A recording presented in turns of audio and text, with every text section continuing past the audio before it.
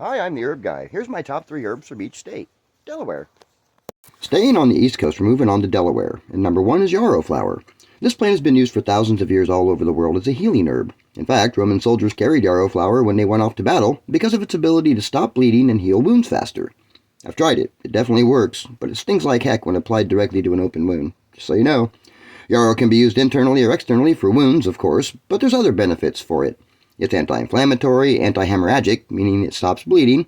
It aids in digestion in 2 ways. It helps heal wounds and inflammation in the digestive tract, while simultaneously eliminating the bad gut flora that's causing the inflammation in the first place. Pretty neat, huh?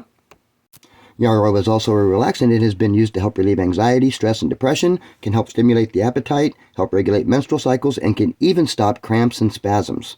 To use yarrow flower, the flowers are used to make teas, capsules, or liquid extracts, whatever works for you. Number 2 is the New England aster. The aster family has over 170 species, and they all share the same traits. The New England aster was used by Native American tribes like the Cherokee and the Chippewa for a variety of ailments. And there's science to back it up. Aster helps with both diarrhea and constipation, funny how that works, can prevent or even stop asthma attacks, and is a good decongestant, relaxant, and a mild diuretic. Now the coolest thing I found is how it prevented a recent viral protagonist from fusing with human cells on a molecular level. Not only that, but recent studies are showing that it might even have some anti-cancer properties too. Come on, that information is worth a share.